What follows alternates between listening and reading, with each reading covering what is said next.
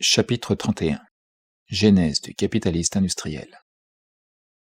La genèse du capitaliste industriel, note 58, ne s'accomplit pas petit à petit comme celle du fermier. Nul doute que maint chef de corporation, beaucoup d'artisans indépendants et même d'ouvriers salariés, ne soient devenus d'abord des capitalistes en herbe, et que peu à peu, grâce à une exploitation toujours plus étendue de travail salarié, suivie d'une accumulation correspondante, ils ne soient enfin sortis de leur coquille capitaliste de pied en cap. L'enfance de la production capitaliste offre, sous plus d'un aspect, les mêmes phases que l'enfance de la cité au Moyen-Âge, où la question de savoir lequel des serfs évadés serait maître et lequel serviteur était en grande partie décidée par la date plus ou moins ancienne de leur fuite. Cependant, cette marche à pas de tortue ne répondait aucunement aux besoins commerciaux du nouveau marché universel, créé par les grandes découvertes de la fin du XVe siècle. Mais le Moyen-Âge avait transmis deux espèces de capital, qui poussent sous le régime d'économie sociale les plus divers, et même qui, avant l'ère moderne, monopolisent à eux seuls le rang du capital. C'est le capital usuraire et le capital commercial. Ouvrez les guillemets. À présent, dit un écrivain anglais qui, du reste, ne prend pas garde au rôle joué par le capital commercial, à présent toute la richesse de la société passe en premier lieu par les mains du capitaliste. Il paye aux propriétaires fonciers la rente, aux travailleurs le salaire, aux percepteurs l'impôt et la dîme, et retient pour lui une forte portion du produit annuel du travail. En fait, la partie la plus grande et qui grandit encore jour par jour.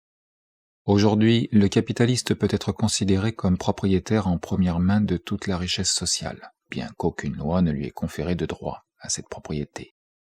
Ce changement dans la propriété a été effectué par les opérations de l'usure. Et le curieux de l'affaire, c'est que les législateurs de toute l'Europe ont voulu empêcher cela par des lois contre l'usure. La puissance du capitaliste sur toute la richesse nationale implique une révolution radicale dans le droit de propriété. Et par quelle loi ou par quelle série de lois a-t-elle été opérée ? Note 59. Fermez les guillemets. L'auteur cité aurait dû se dire que les révolutions ne se font pas de par la loi. La constitution féodale des campagnes et l'organisation corporative des villes empêchaient le capital argent, formé par la double voie de l'usure et du commerce, de se convertir en capital industriel. Ces barrières tombèrent avec le licenciement des suites seigneuriales, avec l'expropriation et l'expulsion partielle des cultivateurs. Mais on peut juger de la résistance que rencontrèrent les marchands, sur le point de se transformer en producteurs marchands, par le fait que les petits fabricants de draps de Leeds envoyèrent encore en 1794 une députation au Parlement pour demander une loi qui interdit à tout marchand de devenir fabricant. Note 60. Aussi les manufactures nouvelles s'établirent-elles de préférence dans les ports de mer, centres d'exportation, ou aux endroits de l'intérieur situés hors du contrôle du régime municipal et de ses corps de métier. De là, en Angleterre, lutte acharnée entre les vieilles villes privilégiées, corporate towns, et ces nouvelles pépinières d'industrie. Dans d'autres pays, en France par exemple, celles-ci furent placées sous la protection spéciale des rois.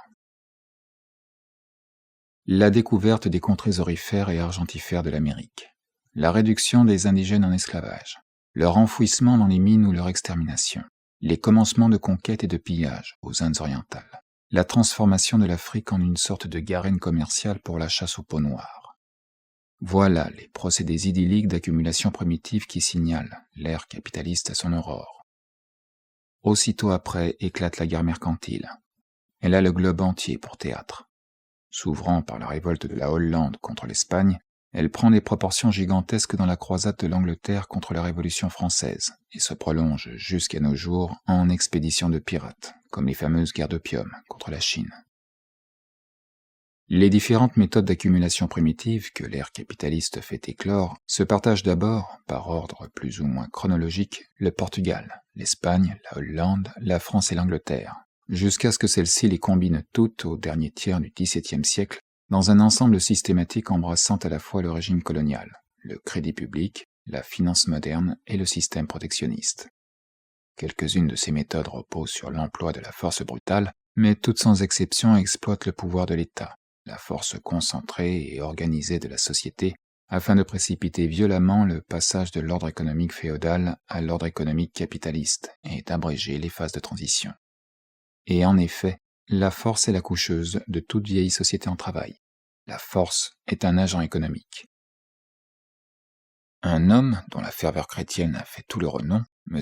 Alfred William Howitt, s'exprime ainsi sur la colonisation chrétienne. Ouvrez les guillemets. Les barbaries et les atrocités exécrables perpétrées par les races soi-disant chrétiennes dans toutes les régions du monde et contre tous les peuples qu'elles ont pu subjuguer n'ont de parallèle dans aucune autre ère de l'histoire universelle, chez aucune race si sauvage, si grossière, si impitoyable, si éhontée qu'elle fût. Note 61, fermez les guillemets.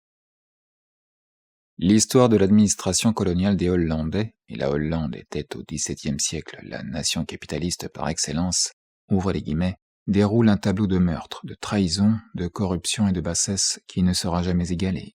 Note 62, fermez les guillemets. Rien de plus caractéristique que leur système d'enlèvement des naturels des Célèbes, à l'effet de se procurer des esclaves pour la Java. Ils avaient tout un personnel spécialement dressé à ce rapt d'un nouveau genre. Les principaux agents de ce commerce étaient le ravisseur, l'interprète et le vendeur, et les principaux vendeurs étaient des princes indigènes.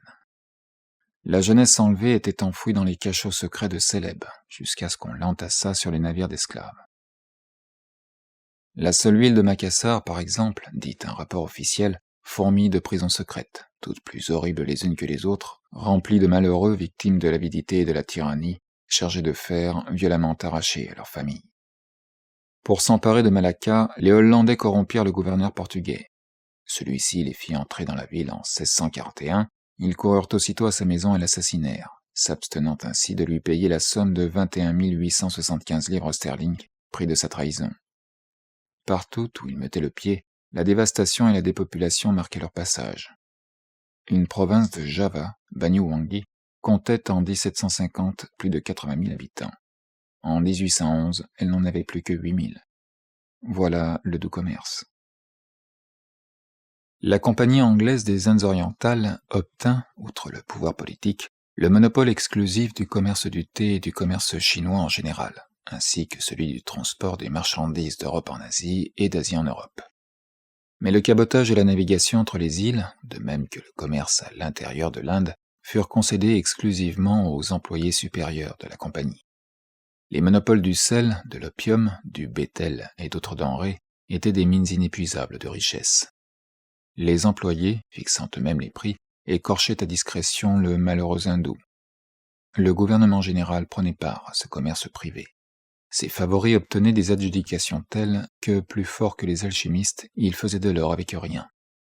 De grandes fortunes poussaient en 24 heures comme des champignons. L'accumulation primitive s'opérait sans un lire d'avance. Le procès de Warren Hastings fourmille d'exemples de ce genre. Citons-en un seul. Un certain Sullivan obtient un contrat pour une livraison d'opium au moment de son départ en mission officielle pour une partie de l'Inde, tout à fait éloignée des districts producteurs. Sullivan cède son contrat pour 40 000 livres sterling à un certain Bean. Bean, de son côté, le revend le même jour pour 60 000 livres sterling, et l'acheteur définitif, exécuteur du contrat, déclare après cela avoir réalisé un bénéfice énorme. D'après une liste présentée au Parlement, la compagnie et ses employés extorquèrent aux Indiens, de 1757 à 1760, sous la seule rubrique de dons gratuits, une somme de 6 millions de livres sterling. De 1769 à 1770, les Anglais provoquèrent une famine artificielle en achetant tout le riz et en ne consentant à le revendre qu'à des prix fabuleux.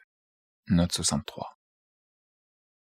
Le sort des indigènes était naturellement le plus affreux dans les plantations destinées au seul commerce d'exportation, telles que les Indes occidentales, et dans les pays riches et populeux tels que les Indes orientales et le Mexique, tombés entre les mains d'aventuriers européens âpres à la curée. Cependant, même dans les colonies proprement dites, le caractère chrétien de l'accumulation primitive ne se démentait point. Les austères intrigants du protestantisme, les puritains, allouèrent en 1703, par décret de leur assemblée, une prime de 40 livres sterling par scalp d'Indien et autant par chaque peau rouge fait prisonnier. En 1720, une prime de 100 livres sterling. En 1744, Massachusetts Bay ayant déclaré rebelle une certaine tribu, les primes suivantes furent offertes. 100 livres sterling par scalp d'individu mâle de 12 ans et plus, 105 livres sterling par prisonnier mâle, 55 livres sterling par femme ou enfant pris, et 50 livres sterling pour leur scalp. 30 ans après, les atrocités du régime colonial retombèrent sur les descendants de ces pieux pèlerins, Pilgrim Fathers, devenus à leur tour des rebelles. Les limiers dressés à la chasse des colons en révolte et les Indiens payés pour livrer leurs scalps furent proclamés par le Parlement des moyens que Dieu et la nature avaient mis entre ses mains. Le régime colonial donna un grand essor à la navigation et au commerce. Il enfanta les sociétés mercantiles, dotées par les gouvernements de monopoles et de privilèges et servant de puissants leviers à la concentration des capitaux. Il assurait des débouchés aux manufactures naissantes, dont la facilité d'accumulation redoubla grâce au monopole du marché colonial. Les trésors directement extorqués hors de l'Europe par le travail forcé des indigènes réduits en esclavage, par la concussion, le pillage et le meurtre, refluaient à la mère patrie pour y fonctionner comme capitale. La vraie initiatrice du régime colonial, la Hollande, avait déjà en 1648 atteint l'apogée de sa grandeur. Elle était en possession presque exclusive du commerce des Indes orientales et des communications entre le sud-ouest et le nord-est de l'Europe. Ses pêcheries, sa marine, ses manufactures dépassaient celles des autres pays. Les capitaux de la République étaient peut-être plus importants que tous ceux du reste de l'Europe pris ensemble. De nos jours, la suprématie industrielle implique la suprématie commerciale, mais à l'époque manufacturière proprement dite, c'est la suprématie commerciale qui donne la suprématie industrielle. De là le rôle prépondérant que joua alors le régime colonial. Il fut le dieu étranger qui se place sur l'autel à côté des vieilles idoles de l'Europe. Un beau jour, il pousse du cou de ses camarades et patatras, voilà toutes les idoles là-bas. Le système du crédit public, c'est-à-dire des dettes publiques, dont Venise et Gênes avaient au Moyen-Âge posé les premiers jalons, envahit l'Europe définitivement pendant l'époque manufacturière. Le régime colonial, avec son commerce maritime et ses guerres commerciales, lui servant de serre chaude, il s'installa d'abord en Hollande. La dette publique, en d'autres termes l'aliénation de l'État, qu'il soit despotique, constitutionnel ou républicain, marque de son empreinte l'ère capitaliste. La seule partie de la soi-disant richesse nationale qui entre réellement dans la possession collective des peuples modernes, c'est leur dette publique. Note 64. Il n'y a donc pas à s'étonner de la doctrine moderne que plus un peuple s'endette, plus il s'enrichit. Le crédit public, voilà le credo du capital. Aussi le manque de foi en la dette publique vient-il, dès l'incubation de celle-ci, prendre la place du péché contre le Saint-Esprit, jadis le seul impardonnable. La dette publique opère comme un des agents les plus énergiques de l'accumulation primitive. Par un coup de baguette, elle doue l'argent improductif de la vertu reproductive, et le convertit ainsi en capital sans qu'il ait pour cela à subir les risques, les troubles inséparables de son emploi industriel et même de l'usure privée. Les créditeurs publics à vrai dire ne donnent rien, car leur principal, métamorphosé en effet public d'un transfert facile, continue à fonctionner entre leurs mains comme autant de numéraires.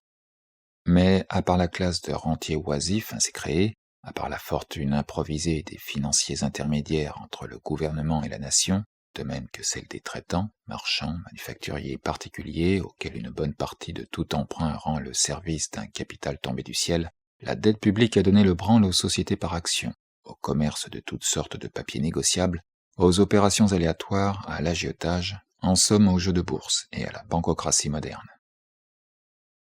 Dès leur naissance, les grandes banques, affublées de titres nationaux, n'étaient que des associations de spéculateurs privés, s'établissant à côté des gouvernements et, grâce aux privilèges qu'ils en obtenaient, à même de leur prêter l'argent du public. Aussi l'accumulation de la dette publique n'a-t-elle pas de gradimètre plus infaillible que la hausse successive des actions de ces banques, dont le développement intégral date de la fondation de la Banque d'Angleterre en 1694. Celle-ci commença par prêter tout son capital argent au gouvernement à un intérêt de 8%.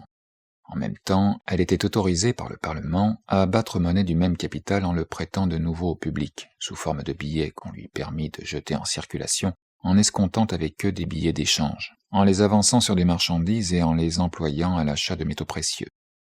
Bientôt après, cette monnaie de crédit de sa propre fabrique devint l'argent avec lequel la Banque d'Angleterre effectua ses prêts à l'État et paya pour lui les intérêts de la dette publique.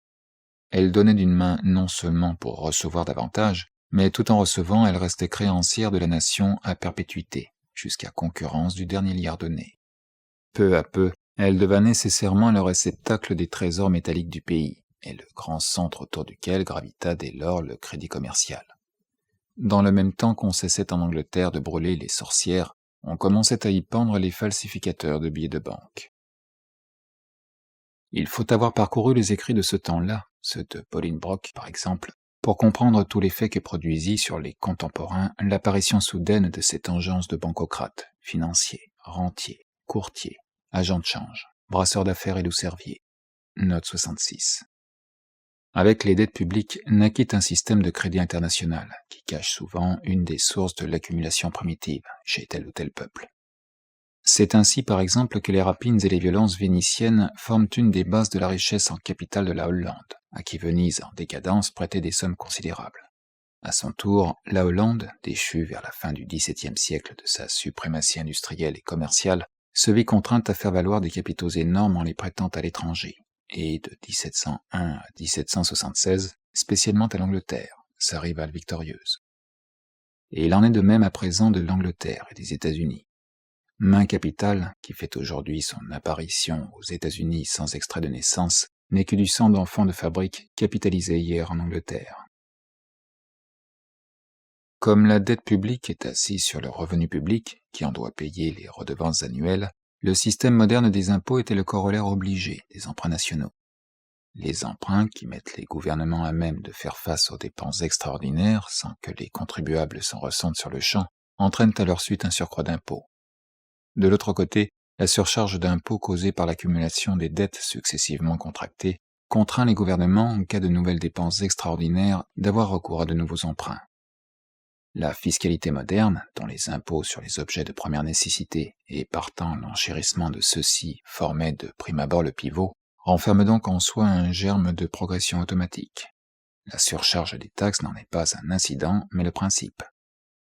Aussi en Hollande, où ce système a été d'abord inauguré, le grand patriote de Witt l'a-t-il exalté dans ses maximes comme le plus propre à rendre le salarié soumis, frugal, industrieux et exténué de travail. Mais l'influence délétère qu'il exerce sur la situation de la classe ouvrière doit moins nous occuper ici que l'expropriation forcée qu'il implique du paysan, de l'artisan et des autres éléments de la petite classe moyenne. Là-dessus, il n'y a pas deux opinions, même parmi les économistes bourgeois. Et son action expropriatrice est encore renforcée par le système protectionniste qui constitue une de ses parties intégrantes. La grande part qui revient à la dette publique et au système de fiscalité correspondant dans la capitalisation de la richesse et l'expropriation des masses a induit une foule d'écrivains tels que William Cobbett, Doubleday et autres à y chercher à tort la cause première de la misère des peuples modernes. Le système protectionniste fut un moyen artificiel de fabriquer des fabricants, d'exproprier des travailleurs indépendants, de convertir en capital les instruments et conditions matérielles du travail, d'abréger de vive force la transition du mode traditionnel de production au mode moderne. Les États européens se disputèrent la palme du protectionnisme, et une fois entrés au service des faiseurs de plus-value, ils ne se contentèrent pas de saigner à blanc leur propre peuple, indirectement par les droits protecteurs, directement par les primes d'exportation, les monopoles de vente à l'intérieur, etc. Dans les pays voisins, placés sous leur dépendance, ils extirpèrent violemment toute espèce d'industrie. C'est ainsi que l'Angleterre tua la manufacture de laine en Irlande à coups d'ukase parlementaire. Le procédé de fabrication des fabricants fut encore simplifié sur le continent, où Colbert avait fait école. La source enchantée, d'où le capital primitif arrivait tout droit aux faiseurs, sous forme d'avances et même de dons gratuits, y fut souvent le trésor public. Pourquoi, s'écrie Mirabeau, pourquoi aller chercher si loin la cause de l'éclat manufacturier de la Saxe avant la guerre? 180 millions de dettes faites par les souverains. Note 67. Régime colonial, dette publique, exaction fiscale, protection industrielle, guerre commerciale, etc. Tous ces rejetons de la période manufacturière proprement dite prennent un développement gigantesque pendant la première jeunesse de la grande industrie. Quant à sa naissance, elle est dignement célébrée par une sorte de massacre des innocents, le vol d'enfants exécuté en grand. Le recrutement des fabriques nouvelles se fait comme celui de la marine royale, au moyen de la presse. Si blasé que Frédéric Morton et Dunn se soient montrés au sujet de l'expropriation du cultivateur, dont l'horreur remplit 3 siècles, quel que soit son air de complaisance en face de ce drame historique nécessaire pour établir l'agriculteur capitaliste et, entre guillemets, la vraie proportion entre les terres de labour et celles de pacage, cette sereine intelligence des fatalités économiques lui fait défaut dès qu'il s'agit de la nécessité du vol des enfants, de la nécessité de les asservir afin de pouvoir transformer l'exploitation manufacturière en exploitation mécanique et d'établir le vrai rapport entre le capital et la force ouvrière. Ouvrez les guillemets. Le public, dit-il, ferait peut-être bien d'examiner si une manufacture dont la réussite exige qu'on arrache aux chaumières et aux workhouse de pauvres enfants qui, se relevant par troupes, peineront la plus grande partie de la nuit et seront privés de leur repos, laquelle en outre agglomère pêle-mêle des individus différents de sexe, d'âge et de penchant, en sorte que la contagion de l'exemple entraîne nécessairement la dépravation et le libertinage, si une telle manufacture peut jamais augmenter la somme du bonheur individuel et national. Note 68. Fermez les guillemets. Ouvrez les guillemets. Dans le Derbyshire, le Nottinghamshire et surtout le Lancashire, des Fieldon qui était lui-même filateur, les machines récemment inventées furent employées dans de grandes fabriques, tout près de cours d'eau assez puissants pour mouvoir la roue hydraulique. Il fallut tout à coup des milliers de bras dans ces endroits éloignés des villes, et le Lancashire en particulier, jusqu'alors relativement très peu peuplé et stérile, eut avant tout besoin d'une population. Des doigts petits et agiles, tel était le cri général, et aussitôt naquit la coutume de se procurer de soi-disant apprentis des workhouse appartenant aux diverses paroisses de Londres, de Birmingham et d'ailleurs. Des milliers de ces pauvres petits abandonnés, de 7 à 13 et 14 ans, furent ainsi expédiés vers le nord. Le maître, le voleur d'enfants, se chargeait de vêtir, nourrir et loger ses apprentis dans une maison ad hoc, tout près de la fabrique. Pendant le travail, ils étaient sous l'œil des surveillants. C'était l'intérêt de ces gardes-chiourmes de faire trimer les enfants à outrance, car, selon la quantité de produits qu'ils en savaient extraire, leur propre paye diminuait ou augmentait. Les mauvais traitements, telle fut la conséquence naturelle. Dans beaucoup de districts manufacturiers, principalement dans le Lancashire, ces êtres innocents, sans amis ni soutien, qu'on avait livrés aux maîtres de fabrique, furent soumis aux tortures les plus affreuses. Épuisés par l'excès de travail, ils furent fouettés, enchaînés, tourmentés avec les raffinements les plus étudiés. Souvent, quand la faim les tordait le plus fort, le fouet les maintenait au travail. Le désespoir les porta en quelques cas au suicide. Les belles et romantiques vallées du Derbyshire devinrent de noires solitudes, où se commirent impunément des atrocités sans nom et même des meurtres. Les profits énormes réalisés par les fabricants ne firent qu'aiguiser leurs dents. Ils imaginèrent la pratique du travail nocturne, c'est-à-dire qu'après avoir épuisé un groupe de travailleurs par la besogne de jour, ils tenaient un autre groupe tout près, pour la besogne de nuit. Les premiers se jetaient dans les lits que les seconds venaient de quitter au moment même, et vice-versa. C'est une tradition populaire dans le Lancashire que les lits ne refroidissaient jamais. Note 69, fermez les guillemets. Avec le développement de la production capitaliste pendant la période manufacturière, l'opinion publique européenne avait dépouillé son dernier lambeau de conscience et de pudeur. Chaque nation se faisait une gloire cynique de toute infamie propre à accélérer l'accumulation du capital. Qu'on lise par exemple les naïves annales du commerce de l'honnête Anderson. Ce brave homme admire, comme un trait de génie de la politique anglaise, que, lors de la paix d'Utrecht, l'Angleterre ait arraché à l'Espagne, par le traité d'Asiento, le privilège de faire, entre l'Afrique et l'Amérique espagnole, la traite des nègres qu'elle n'avait faite jusque-là qu'entre l'Afrique et ses possessions de l'Inde orientale. L'Angleterre obtint de fournir jusqu'en 1743 4800 nègres par an à l'Amérique espagnole. Cela lui servait en même temps à couvrir d'un voile officiel les prouesses de sa contrebande. Ce fut la traite des nègres qui jeta les fondements de la grandeur de Liverpool. Pour cette ville orthodoxe, le trafic de chair humaine constitua toute la méthode d'accumulation primitive. Et jusqu'à nos jours, les notabilités de Liverpool ont chanté les vertus spécifiques du commerce d'esclaves, ouvrez les guillemets, lequel développe l'esprit d'entreprise jusqu'à la passion, forme des marins sans pareil et rapporte énormément d'argent. Note 70, fermez les guillemets. Liverpool employait à la traite 15 navires en 1730, 53 en 1751, 74 en 1760, 96 en 1770 et 132 en 1792. Dans le même temps que l'industrie cotonnière introduisait en Angleterre l'esclavage des enfants, aux États-Unis, elle transformait le traitement plus ou moins patriarcal des Noirs en un système d'exploitation mercantile. En somme, il fallait pour piédestal, à l'esclavage dissimulé des salariés en Europe, l'esclavage sans phrase dans le Nouveau Monde. Note 71. Tantae mollis erat. Voilà de quel prix nous avons payé nos conquêtes. Voilà ce qu'il en a coûté pour dégager les lois éternelles et naturelles de la production capitaliste, pour consommer le divorce du travailleur avec les conditions du travail, pour transformer celle-ci en capital et la masse du peuple en salariés, en pauvres industrieux, Labyrinth Poor, chef-d'œuvre de l'art, création sublime de l'histoire moderne. Note 72. Si, d'après Augier, c'est avec des taches naturelles de sang sur une de ses faces que l'argent est venu au monde. Note 73. Le capital y arrive, suant le sang et la boue par tous les pores. Note 74.